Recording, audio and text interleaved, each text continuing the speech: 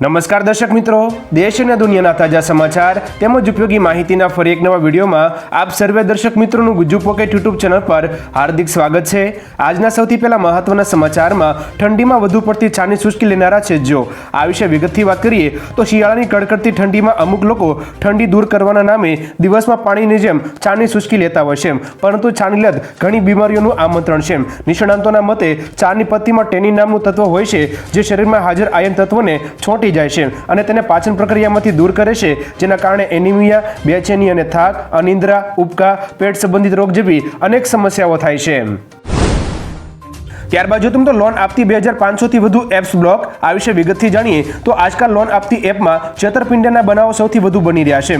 આવી એપ સામે સરકાર, રિઝર્વ બેંક અને અન્ય રેગ્યુલેટરો દ્વારા લોન ફ્રોડ એપ પર અંકુશ લાદવામાં આવ્યો છે। ગૂગલ પરથી 2500 થી વધુ લોન ફ્રોડ એપ દૂર કરવામાં આવી છે। જો કે આ કામગીરી ગૂગલે એપ્રિલ 2021 થી જુલાઈ 2022 દરમિયાન કરી હતી। આ માહિતી સંસદમાં નાણામંત્રી નિર્મલા સીતારમણે લોકસભામાં લેખિત જવાબમાં જણાવ્યું હતું। ત્યારબાદ જો તમે એલર્ટ, માસ્ક પહેરો, ભીડમાં જશો નહીં, આ વિશે વિગતથી વાત કરીએ તો કોરોનાએ ફરી દેશમાં દસ્તક દીધી છે। કોરોનાના કારણે 5 લોકોએ જીવ ગુમાવ્યા છે। વધતા કેસોએ દેશમાં ચિંતા વધારી છે। ગઈકાલે સરકારે કોરોના સામે ગંભીરતા લેતા એડવાઇઝરી પણ જારી કરી હતી। તેને ધ્યાને લેતા કર્ણાટકની સરકારે ગાઈડલાઈન જાહેર કરી છે કે માસ્ક પહેરો, ભીડમાં જવાનું ટાળો, વૃદ્ધો, સગર્ભા અને બાળકો બહાર નીકળતા માસ્કનો ઉપયોગ કરો। જો કે ગુજરાતના ગાંધીનગરમાં GN1 વેરિયન્ટના 2 કેસ સામે આવ્યા છે। ત્યારબાદ જો તમે હવે મુખ્યમંત્રી અરવિંદ કેજરીવાલ ગુજરાત પધારશે। આ વિશે વિગતથી જાણીએ તો દિલ્હીના મુખ્યમંત્રી અરવિંદ કેજરીવાલ આવનારી 7મી તારીખે ગુજરાત આવશે। અમદાવાદમાં તેમના કાર્યક્રમનું આયોજન થઈ રહ્યું છે। અમદાવાદમાં કેજરીવાલ રોડ શો પણ કરી શકે છે, સાથે તેમની જાહેર સભા પણ યોજાઈ શકે છે। આપને જણાવી દઈએ કે અરવિંદ કેજરીવાલને ઈડીએ પૂછપરછ માટે સમન્સ મોકલ્યું હતું। દિલ્હી લીકર પોલિસીથી જોડાયેલા મની લોન્ડરિંગ કેસમાં અરવિંદ કેજરીવાલને 21મી ડિસેમ્બરે હાજર થવાનું છે। ત્યારબાદ જો તમને કરોડો રૂપિયાનું ફુલેકું ફેરવનારના જામીન મંજૂર, આ વિશે વિગતથી વાત કરીએ તો પોપ્યુલર ગ્રુપના બિલ્ડર રમણ પટેલના જામીન મંજૂર થયા છે। રમણ પટેલ સામે થલતેજને 600 કરોડની જમીન પચાવવાના આરોપસર તેમજ ગોધાવી ગામમાં આવેલી કરોડો રૂપિયાની જમીનની ડમી વારસીના ડોક્યુમેન્ટ બનાવીને પચાવી પાડવાના આરોપ હતો, જેના કારણે તે વર્ષ 2002 થી જેલમાં હતો। તેમણે અમદાવાદ સેશન્સ કોર્ટમાં અપીલ કરતા કહ્યું કે હું વૃદ્ધ છું અને બીમાર છું, જેના પછી તેમના જામીન મંજૂર થયા હતા। ત્યારબાદ જો તમે ગાંધીનગરમાં નોંધાયેલા કોરોનાના કેસની વિગતો વિશે વાત કરીએ તો ગઈકાલે ગાંધીનગરમાં કોરોનાના GN1ના 2 નવા કેસ નોંધાયા હતા। આ બંને પોઝિટિવ દર્દીઓ સેક્ટર 6ના રહેવાસી છે। મળતી માહિતી અનુસાર આ દર્દીઓ દક્ષિણ ભારતમાં પ્રવાસ કરીને આવ્યા છે। બંને મહિલા દર્દીઓ કોરોના સંક્રમિત છે। જો કે હાલ બંને મહિલાઓ હોમ આઇસોલેટ છે। મહત્વનું છે કે બંને મહિલાઓએ વેક્સિનના 2 ડોઝ લીધા છે। આ દર્દીઓમાં એક મહિલાની ઉંમર 57 વર્ષ છે તો બીજી મહિલાની ઉંમર 59 વર્ષ છે। ત્યારબાદ જો તમે આ છે વર્ષ 2024 માટે ઇન્ડિયા ગઠબંધનના વડાપ્રધાન પદનો ચહેરો, આ વિશે વિસ્તારથી જાણીએ તો દિલ્હીમાં વિરોધ પક્ષના ગઠબંધનની બેઠકમાં વડાપ્રધાનના નામ પર ચર્ચા થઈ હતી। 28 પક્ષોએ પોતાના મંતવ્યો રજૂ કર્યા હતા, જેમાં મલ્લિકાર્જુન ખડગેનું નામ વડાપ્રધાન તરીકે રાખવામાં આવ્યું છે। અરવિંદ કેજરીવાલ અને મમતા બેનર્જી ખડગેના નામ પર સહમત થયા છે। જો કે કોંગ્રેસ અધ્યક્ષ મલ્લિકાર્જુને કહ્યું કે તેમનો ઉદ્દેશ પહેલા ચૂંટણી જીતવાનો છે। વડાપ્રધાન અંગેનો નિર્ણય ચૂંટણી બાદ લેવામાં આવશે। ત્યારબાદ જો તમે ગોગામેડી હત્યાકાંડમાં મોટું અપડેટ, કરણી સેના અધ્યક્ષ સુખદેવસિંહ ગોગામેડીની જયપુરમાં તેમના નિવાસસ્થાને 5મી ડિસેમ્બરના રોજ ગોળી મારીને હત્યા કરવામાં આવી હતી। હત્યાકાંડમાં હાઈ પ્રોફાઇલ ગેંગસ્ટરની સંડોવણી બહાર આવતા કેન્દ્રીય ગૃહ મંત્રાલયે આ કેસની તપાસ નેશનલ ઇન્વેસ્ટિગેશન એજન્સી એટલે કે NIA ને સોંપી છે, જેના પછી NIA જયપુર માટે રવાના થઈ હતી। ત્યારબાદ જો તમે આવનારા 24 કલાકને લઈને આગાહી, હવે ગુજરાતમાં ભર શિયાળે વરસાદ પડવાની શક્યતા છે। ગુજરાતમાં હવામાન વિભાગે આવનારા 5 દિવસ માટે કમોસમી વરસાદની આગાહી કરી છે। હવામાન વિભાગ અનુસાર આવનારા 24 કલાક દરમિયાન સૌરાષ્ટ્ર અને કચ્છમાં વરસાદ પડી શકે છે। રાજકોટ, દ્વારકા, પોરબંદર અને અમરેલીમાં હળવાથી મધ્યમ વરસાદની સંભાવના છે। તો આવનારા 3 દિવસ ગુજરાત રાજ્યના કેટલાક વિસ્તારોમાં વાદળછાયું વાતાવરણ રહેશે। તેના પછી તાપમાનમાં ઘટાડો થતાં ઠંડીમાં વધારો થશે। ત્યારબાદ જો તમે કર્ણાટકના મુખ્યમંત્રીની વડાપ્રધાન મોદી સાથે મુલાકાત, કર્ણાટકના મુખ્યમંત્રી સિદ્ધારમૈયા અને રાજ્યમંત્રી કૃષ્ણ બાયરે ગૌડાએ નવી દિલ્હી ખાતે વડાપ્રધાન મોદી સાથે મુલાકાત કરી હતી। મુલાકાતનું મુખ્ય કારણ દુષ્કાળગ્રસ્ત કર્ણાટક માટે આર્થિક સહાય લેવાનો હોઈ શકે છે। ઓછા વરસાદને કારણે ખરીફ પાકની સિઝન દરમિયાન 48.19 લાખ હેક્ટરમાં પાકને નુકસાન થવાનો અંદાજ મૂક્યો હતો, તેથી રાજ્યએ કેન્દ્ર સરકારને નાણાકીય સહાય આપવા વિનંતી કરી છે।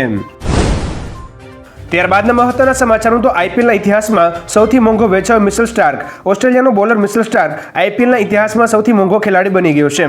કોલકાતા નાઇટ રાઇડર્સે તેને આઈપીએલ 2024 માટે 24.75 કરોડ રૂપિયામાં ખરીદ્યો છે. આ પહેલા પેટ કમિન્સને સનરાઇઝર્સ હૈદરાબાદે 20.50 કરોડ રૂપિયામાં ખરીદ્યો હતો. આઈપીએલના ઇતિહાસમાં આ પ્રથમ વખત છે કે એક જ હરાજીમાં બે ખેલાડીઓને 20 કરોડ રૂપિયાથી વધુમાં ખરીદવામાં આવ્યા હોય. ત્યારબાદ જો તમે ગુજરાતથી અયોધ્યા જશે રામરથ, આ વિશે વિગતથી જાણીએ તો અયોધ્યામાં 22મી જાન્યુઆરીએ પ્રભુ શ્રી રામ ગર્ભગૃહમાં બિરાજમાન થશે. ત્યારે અમદાવાદના રામચરિતમાનસ ટ્રસ્ટે ગુજરાતથી અયોધ્યા સુધીની ભવ્ય રથયાત્રાનું આયોજન કર્યું છે. આ રથયાત્રા 8મી જાન્યુઆરીએ અમદાવાદથી પ્રારંભ થશે અને 20મી જાન્યુઆરીએ અયોધ્યા પહોંચશે. 33 વર્ષ બાદ ગુજરાતથી ફરી એકવાર ભવ્ય રથયાત્રા અયોધ્યા પહોંચવાની છે. જોકે 33 વર્ષ પહેલા 1990માં બાલકૃષ્ણ અડવાણીએ રથયાત્રા કાઢી હતી. ત્યારબાદના મહત્વના સમાચારમાં તો શ્રી ખોડલધામ ટ્રસ્ટની નવી પહેલ. 21મી જાન્યુઆરી 2024ના રોજ કાગોડ ખાતે શ્રી ખોડલધામ મંદિરની પ્રાણ પ્રતિષ્ઠા મહોત્સવના 7 વર્ષ પૂર્ણ થશે. ત્યારે શ્રી ખોડલધામ ટ્રસ્ટ કાગોડ દ્વારા રાજકોટ નજીક અમરેલી ગામમાં કેન્સર હોસ્પિટલનું નિર્માણ કાર્ય શરૂ થશે. 21મી જાન્યુઆરીએ તેનું ભૂમિપૂજન કરાશે. ભૂમિપૂજન માટે ચેરમેન નરેશભાઈ પટેલે 17મી ડિસેમ્બરથી ગુજરાત અને મહારાષ્ટ્રના પ્રવાસની શરૂઆત કરી છે. તેમણે સોમનાથ મહાદેવના દર્શન કરી આ શરૂઆત કરી હતી. ત્યારબાદના મહત્વના સમાચારમાં તો કોંગ્રેસ હજુ તૂટશે. ખંભાતના ધારાસભ્ય ચિરાગ પટેલના નિવેદન વિશે વાત કરીએ તો કોંગ્રેસના ખંભાતના ધારાસભ્ય ચિરાગ પટેલે રાજીનામું આપી દીધું છે. રાજીનામું આપીને કોંગ્રેસના ગઢમાં ગાબડું પાડનાર ખંભાતના ધારાસભ્ય ચિરાગ પટેલે જતા કહ્યું કે કોંગ્રેસની કામ કરવાની રીત, બોલવાનું કંઈ અને કરવાનું કાંઈ, આમાં વધારે રહી ના શકાય. અન્ય ધારાસભ્યો પણ મારી જેમ ગોંગળામણ અનુભવે છે, તેથી કોંગ્રેસ હજુ તૂટશે. આ વાત કહીને તેમણે કોંગ્રેસમાં હજી રાજીનામા પડશે તેવી વાત સ્પષ્ટ કરી છે. ત્યારબાદના મહત્વના સમાચારમાં તો શાહરૂખની પત્ની ઈડીની રડાર પર. બોલિવૂડ ફિલ્મ સ્ટાર શાહરૂખ ખાનની પત્ની ગૌરી ખાન રોકાણકારો અને બેંકોના 30 કરોડ કરતાં પણ વધુ પૈસા હડપનાર તુલસિયાની ગ્રુપની છેતરપિંડી કેસ મામલે ગૌરી ખાન પણ શકંજામાં આવી છે.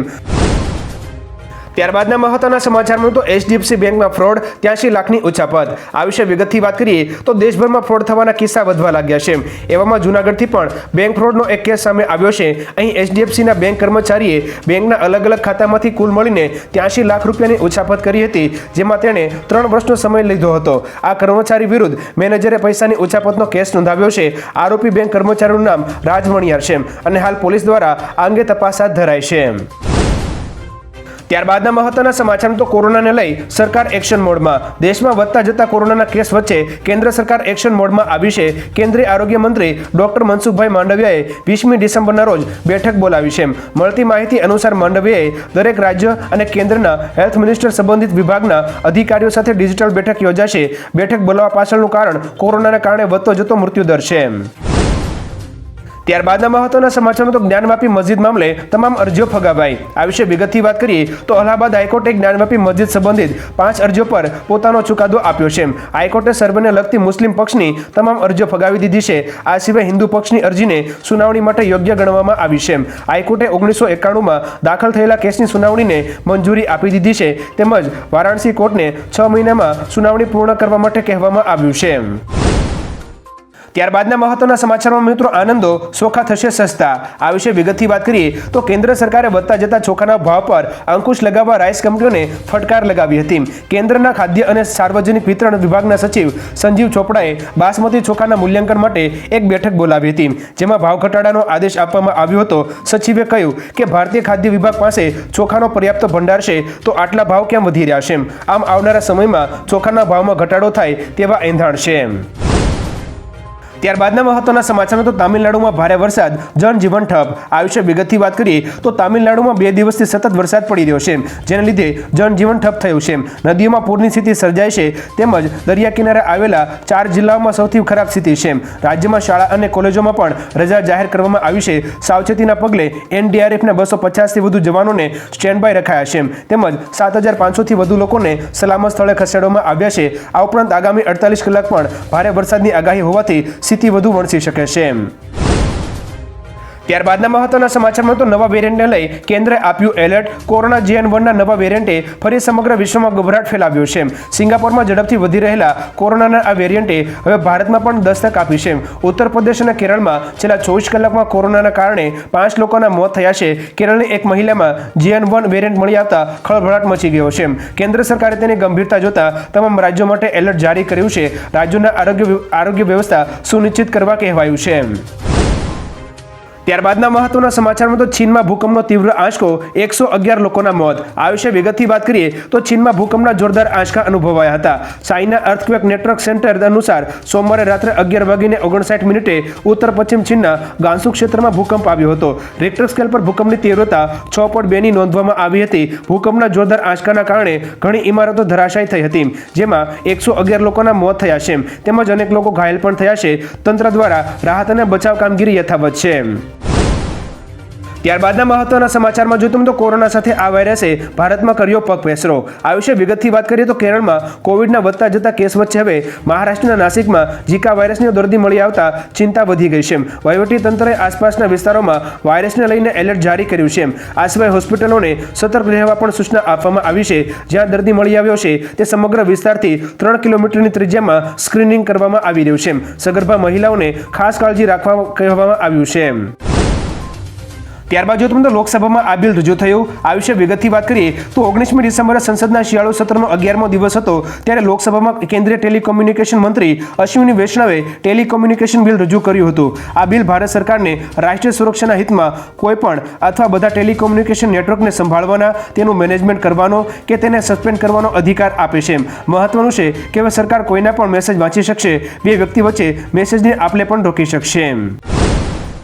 ત્યારબાદના મહત્વના સમાચારમાં તો નાતાલ અને નવા વર્ષની ઉજવણી અંગે અમદાવાદ પોલીસનું જાહેરનામું. 25મી ડિસેમ્બરે નાતાલની ઉજવણીને લઈ લોકોમાં અનેરો ઉત્સાહ જોવા મળી રહ્યો છે. ત્યારે હાલ અમદાવાદમાં અમુક જગ્યાએ તો નાતાલની ઉજવણીની તૈયારીઓ શરૂ કરી દીધી છે. જેને લઈ Ahmedabad police commissioner GS Malik દ્વારા જાહેરનામું બહાર પાડ્યું છે. જેમાં નાતાલ અને નવા વર્ષની ઉજવણીને લઈને રાત્રિના 12થી 12:30 વાગ્યા સુધી ફટાકડા ફોડવાની છૂટ આપવામાં આવી છે. જોકે પ્રતિબંધિત ફટાકડા ફોડવાની મનાય છે. શહેરીજનો બંને દિવસ ધૂમધામથી ઉજવણી કરી શકે તે માટે આ રાહત આપવામાં આવ્યું છે. ત્યારબાદના મહત્વના સમાચારમાં જો તો ગુજરાતમાં વધુ એક પરીક્ષા રદ. આ વિશે વિગતથી વાત કરીએ તો જેટકો એટલે કે Gujarat energy transmission corporation limited દ્વારા વિદ્યુત સહાયકની ભરતી પ્રક્રિયા 2 તબક્કામાં હાથ ધરવામાં આવી હતી. જે અંતર્ગત પોલ-ટેસ્ટ વિવિધ વર્તુળ કચેરીઓ દ્વારા તારીખ 6/3/2023 થી 13/3/2023 તથા લિખિત પરીક્ષા 9/9/2023ના રોજ યોજવામાં આવી હતી. પરીક્ષા બાદ કેટલાક ઉમેદવારો દ્વારા કચેરી ખાતે રજૂઆત કરવામાં આવેલ હતી કે રાજકોટ, ભરૂચ અને મહેસાણા ઝોન હેઠળની વર્તુળ કચેરીઓ ખાતે લેવામાં આવેલ પોલ-ટેસ્ટની પ્રક્રિયામાં GUVNL તેમજ જેટકો દ્વારા બહાર પાડવામાં આવેલ માર્ગદર્શિકાનો ભંગ થયો હોવાનું સામે આવતા ભરતી રદ કરવામાં આવી છે. તેમજ સમગ્ર પરીક્ષા ટૂંક સમયમાં ફરીથી લેવામાં આવશે.